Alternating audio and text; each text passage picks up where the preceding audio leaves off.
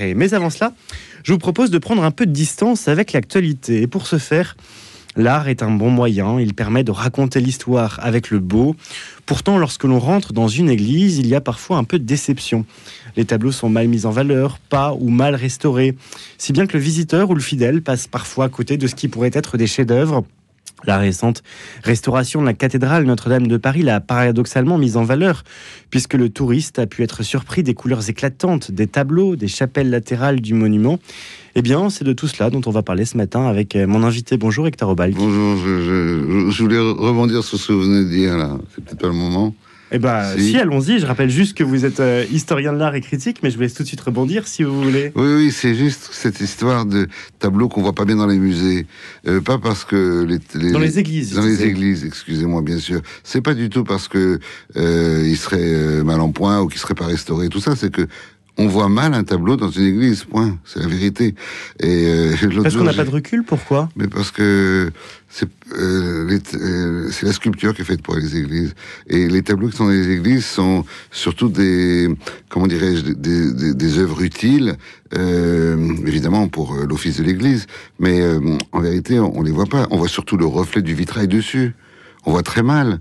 J'écoutais l'autre jour Thomas Lévillaine, qui est un peintre et organisateur d'exposition. Il disait, j'aurais bien voulu qu'il y ait des copies dans les églises et que les originaux soient dans les musées, de sorte que eux soient bien éclairés. Puisque de toute façon, les gens dans une église, ils ne voient que l'image. Ils voient pas vraiment le tableau. Ils voient pas tout l'art de la peinture. Vous disiez que le tableau dans l'église, il est là pour l'office, c'est-à-dire oui, évidemment, il est là pour l'enseignement, pour l'usage religieux, bien sûr. Ça parle pas de n'importe quoi, les tableaux dans les églises, quand même, que je sache. Mais c'est étonnant parce que je sais pas s'il y a beaucoup de nos auditeurs qui, lorsqu'ils sont rentrés dans une église, au moment d'une messe, d'une homélie, par exemple, ils ont une explication du tableau qui est pourtant à côté d'eux. Oui. C'est les stations de la croix, les 12 ou 15 stations du Christ. On les voit bien parce que ce sont des tableaux de petit format. Il suffit de longer les chapelles pour les voir les unes après les autres. Mais franchement, si vous voyez les grands tableaux qui font 3 mètres ou qui font 4 mètres, on voit quoi ? On voit, paf, un bout de lumière dessus qui reflète. Enfin, on voit jamais bien un tableau dans une église. Et puis l'église, c'est beau pour son espace. C'est pas fait pour son espace virtuel, mais pour son espace réel. Bon, si je vous ai invité ce matin, c'est parce que vous vous produisez dans un seul en scène toute l'histoire de la peinture en moins de 2 heures, plusieurs dizaines de milliers de spectateurs. Oui, je peux vous dire qu'il y en a 180 000. 180 000. 170 000, exactement. Ah oui, c'est beaucoup. Et plus récemment, vous avez fait une déclinaison sur l'histoire de Jésus à travers la peinture. Ouais. Pourquoi est-ce que vous avez souhaité consacrer un spectacle entier au seul personnage du Christ ? D'abord parce que c'est la moitié du patrimoine, tout simplement. 5% des tableaux, c'est des natures mortes. 7%, c'est des paysages. 8%, c'est l'Ancien Testament. Peut-être 17%, c'est les portraits, puis le reste. 48%, c'est Jésus-Christ. 48% des tableaux, 48% des tableaux du patrimoine, jusqu'au 19e siècle. Parce que, évidemment, le 20e siècle, si j'ose dire, ça compte moins, puisque l'abstraction est arrivée, etc., et que ça n'a pas tout à fait du sens de dire c'est un tableau chrétien ou pas chrétien. Mais oui, jusqu'ici. Donc ça, c'est la première raison. Deuxième raison, c'est qu'on peut raconter toute l'histoire de l'art, non pas à travers la vie du Christ, mais juste à travers le tableau des Saintes Familles, par exemple. Toute l'histoire de l'art, du 14e, 15e, 16e, c'est une richesse affolante. La chose nouvelle que je fais dans ce spectacle, qui est l'occasion de mieux connaître la vie du Christ pour ceux qui la connaissent moins bien. Parce que on a beau dire, même les gens qui nous écoutent, ils savent pas toujours tout. Moi-même, j'ai appris beaucoup de choses en faisant mon spectacle. Comment faire pour reconnaître visuellement, tout de suite, au premier coup d'œil, une circoncision d'une présentation au temple. Vous savez ça, vous ? Déjà, je sais même pas si tous les auditeurs font bien la distinction donc, entre la circoncision, quelques peu de temps après... Qui a lieu le 1er janvier. Voilà, 8 jours après la naissance du Christ, et la présentation de Jésus le 2 février. Avec 40 jours plus tard. Et dans un cas, il s'agit d'une circoncision, comme tous les juifs, puisqu'à cette époque, tout le monde était juif, sauf les Romains. Donc, soyons clairs là-dessus, parce que les gens l'oublient parfois. Et puis, la présentation au temple, qui consiste à racheter, si j'ose dire, son enfant à Dieu, en quelque sorte, par une offrande. Les riches offraient des agneaux, et la famille moins riche, moins aisée de Jésus offrait des oiseaux et des pigeons. Et d'ailleurs, si vous voyez quelqu'un avec un panier, en général c'est Joseph, et dans lequel il y a des oiseaux, des pigeons, vous pouvez dire « Ah, c'est bon, c'est une présentation au temple ». Mais il n'y a pas que ça, même la différence qu'il y a entre une ascension du Christ et une résurrection. C'est pas au même moment, puisque l'un c'est 40 jours plus tard. Comment on fait visuellement? Les gens connaissent tous l'histoire, ils savent tous que pendant 40 jours il est resté sur Terre.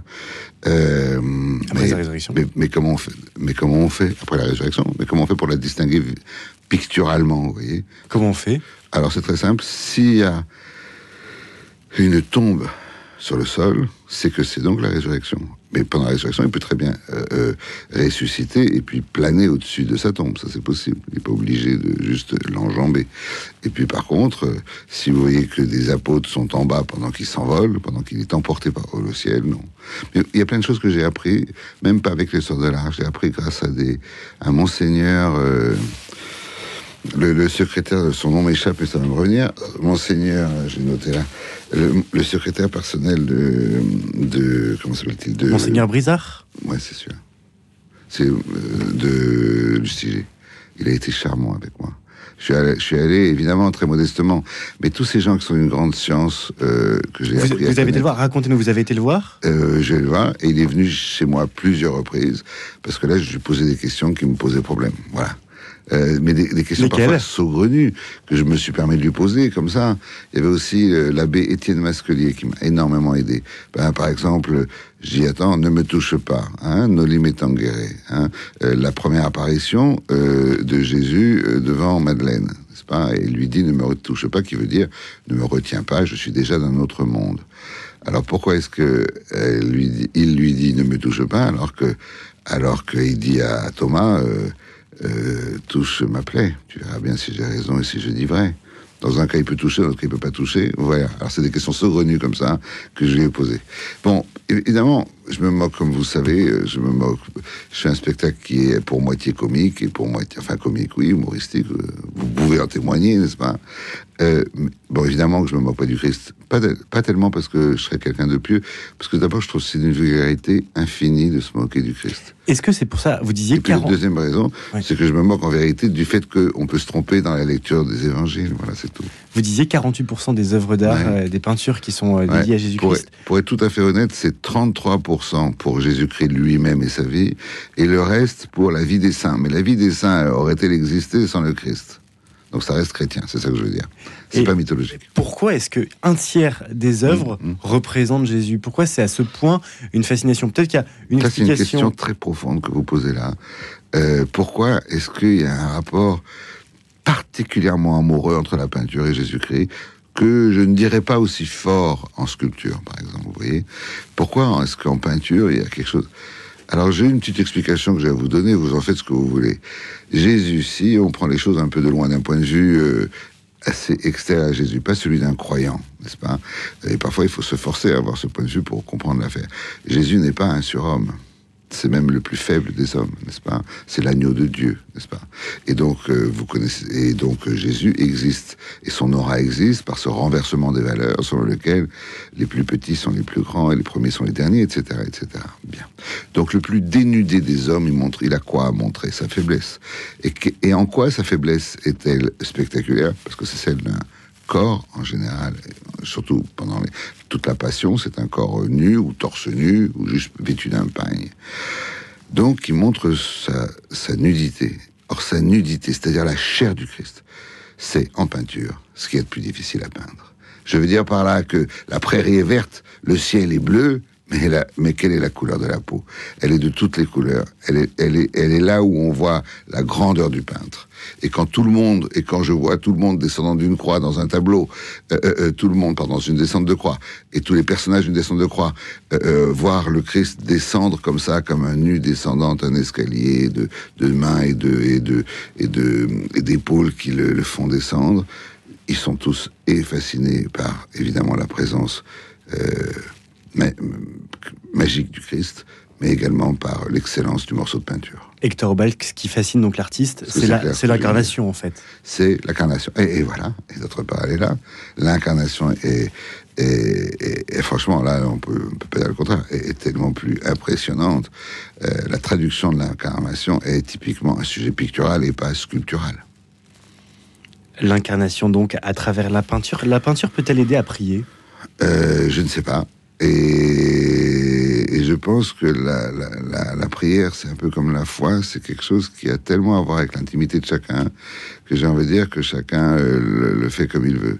Mais vous verrez, mon spectacle s'adresse vraiment, pour rire comme ça, je dis au début, je m'adresse, vous savez, à 2 sortes de publics et pas 3.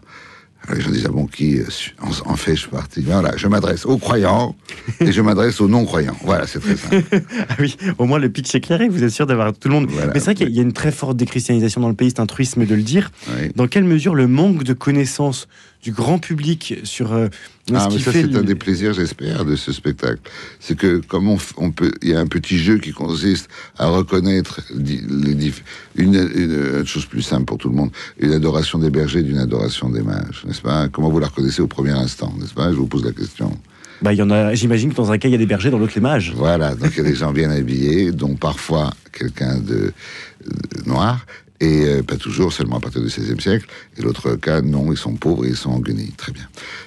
Mais c'est un plaisir, justement, de tout d'un coup, là, vous reconnaissez un sujet, là, vous reconnaissez un peintre. Et on passe toujours dans mon spectacle de la reconnaissance du sujet à la reconnaissance du peintre. Tout d'un coup, on a 4 descentes de croix, sauf qu'elles sont de 4 peintres différents, où là, au contraire, on a une même séquence, mais par le même peintre, mais par contre une même séquence de la vie du Christ. Hector Aubeck, je me permets de vous reposer ma question. Allez-y. Dans quelle mesure le manque de connaissances de culture chrétienne du grand public empêche-t-il ce grand public d'apprécier à sa juste valeur les peintures qu'il observe? Je suis très partagé par cette question. Pendant très longtemps, j'ignorais, je vous dis les choses, je snobais même, on pourrait dire, croyant être un grand connaisseur en art, désertant les classes de l'école du Louvre à laquelle j'étais élève, pensant que j'étais meilleur que mes professeurs. Bref, pris d'une certaine fatuité, je disais non, qui s'intéresse à la peinture doit juste voir comment c'est peint et pas autre chose, et on s'en fout de ce que ça représente. Aujourd'hui, j'ai changé. Pourquoi? J'ai changé, je me suis aperçu que qu'il y a une épaisseur aussi de signification qui, si l'on n'oublie pas la qualité même de la texture et le sens même que cette texture peut avoir dans la figuration de l'espace, fait tout le plaisir, j'ai envie de dire, plus feuilleté de la peinture. Et vous le disiez, là, vous vous intéressez à un même sujet et vous regardez les différents styles sur le même sujet. Oui. Est-ce que ça permet... Je fais finalement autant d'histoire de l'art qu'il y a des séquences dans les vies du Christ. Ça veut dire que vous avez, dans mon spectacle, une histoire de la peinture de l'Annonciation, puis après une histoire de la peinture de la Visitation, puis après une histoire de la peinture de... Et donc on a du plaisir et à reconnaître le sujet, et après à juger des artistes. Parce que juger les artistes, c'est ce qui rend, c'est ce qui fait toute la... C'est ce qu'ils méritent. Est-ce que chaque courant artistique apporte sa patte à un sujet? Alors oui, comment? Mais ça, c'est un peu plus faible au 19e siècle. Au 20e siècle, j'en parle même pas, il n'y a plus personne. Comment ça? Sujet chrétien, j'entends, évidemment. Ben oui, au 20e siècle, vous avez des peintres qui ont peint des choses un peu chrétiennes, mais très peu, et c'est toujours la même chose qu'ils peignent. En plus, je leur reproche de les peindre toujours au second degré, ce que je trouve être une lâcheté. Je pense à Francis Bacon. Bon, et quand ils peignent des choses chrétiennes, c'est toujours, c'est jamais une descente de croix, c'est encore moins une lamentation, c'est toujours un Christ en croix.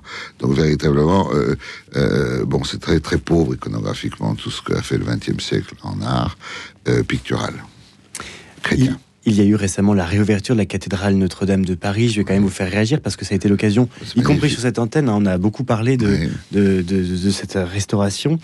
Qu'en avez-vous pensé? Est-ce que je peux dire que j'ai honte, hein. Mais je suis... Vous n'êtes pas encore rentré? C'est-à-dire que je peux pas supporter... Enfin, j'ai du mal avec la foule, donc j'ai beaucoup de... Voilà, j'ai pas encore... Je me suis dit, j'attends que les choses... Il faut y aller tôt le matin, paraît-il. À 8h, il n'y a pas grand monde. Ouais, c'est bien de le savoir. Petit conseil. Mais notamment autour du mobilier. Pardon, autour du mobilier, oui. Liturgique, il y a eu un certain nombre de controverses. Ah, voilà. Je peux pas vous donner mon avis dessus, parce que je donne des avis que sur les choses que j'ai vraiment vues, et pas seulement que j'ai lues. Oui, c'est une des caractéristiques, d'ailleurs, de mon approche de l'art. C'est que je mets en valeur, non pas ce que j'ai lu, mais ce que j'ai vu. Et c'est apprendre à voir, en tous les cas, partager mon enthousiasme sur les détails des tableaux. Vous êtes d'accord, il y a plein de détails dans mon spectacle. J'ai eu la chance d'aller voir ce spectacle, effectivement. Dites-le à tout le monde, parce que quand même, je le dis, les gens voilà. pensent que je... Non, toute l'histoire de la peinture qu'on Il y a énormément de détails, énormément de tableaux, et c'est là qu'est notre plaisir. Effectivement, et c'est dans les détails. Et je prends l'exemple d'une séquence que vous racontez longuement dans ce spectacle, celle sur l'Annonciation, Ouais. où on voit ce jeu de regard auquel on prête peu attention en lisant peut-être l'Évangile, entre la Vierge Marie et ce Gabriel qui sort de nulle part pour annoncer à la Vierge qu'elle va être enceinte, Voilà. qu'elle est enceinte. Parfois, c'est un dialogue entre l'ange Gabriel et la Vierge Marie. Dans le tableau de Léonard, selon un parapet qui fait toute l'horizontalité du tableau. Parfois, c'est un dialogue en un triangle, puisqu'il y a le Saint-Esprit, voire même Dieu derrière le Saint-Esprit. Alors, et donc, ça fait au moins 3 personnages, si c'est pas 4. Oui, à chaque fois, je monte ça. Et puis, il y a une annonciation qui est plus originale que la plus originale de toutes, et pas la moins belle non plus.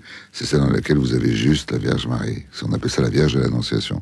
Et où est l'ange Gabriel? Il est à la place du peintre, il est à la place de vous, il est en caméra subjective, il s'agit d'Antonello da Messina. Allez le voir. Hector Obalk, est-ce que vous pensez qu'à travers votre spectacle, eh bien, peut-être les croyants, et ceux d'ailleurs qui sont plus éloignés de la foi, touchent quelque chose de Dieu? C'est trop prétentieux comme question. Enfin, Si la réponse est positive, ça peut l'être. Je n'ose pas avoir une réponse. Non, franchement, ça a tellement à voir avec l'intimité de chacun, ce rapport à Dieu, que je ne vais pas dire que grâce à... J'espère simplement que les gens soient plus ouverts et plus cultivés et plus sensibles en voyant mon spectacle. Et vous? À moi-même, ça a remué des choses chez moi, oui. Mais encore une fois, c'est intime. Donc vous voulez pas en parler? Non. Est-ce que vous avez été élevé dans la foi? Non, puis j'ai peur de patauger aussi. Oui, il y a une part de doute dans tout ce que... Dans mon rapport à ces choses-là, il y a quand même une différence à faire entre le Dieu créateur des hommes, qu'est-ce que je raconte, créateur du monde, le Dieu grand horloger de l'univers et Dieu directeur de vos consciences. Tout ça, ce sont des dieux différents à l'intérieur d'un même Dieu. Donc voilà. Mais je voudrais pas... Je reste à ma place, qui est modeste, qui est celle juste de quelqu'un qui apprécie les tableaux et les fait partager. Et qui les fait partager dans un spectacle, donc, qui s'appelle... Ouais, c'est au Théâtre Libre, je crois que c'est... jusqu'au 15 juin, à 20h ou 11h30, oui, selon les dates. Parfois c'est le lundi, parfois c'est le mardi, parfois même c'est le dimanche à 11h. Toute l'histoire de Jésus à travers la peinture. Merci beaucoup d'avoir été notre invité ce matin. Sympathique de votre part.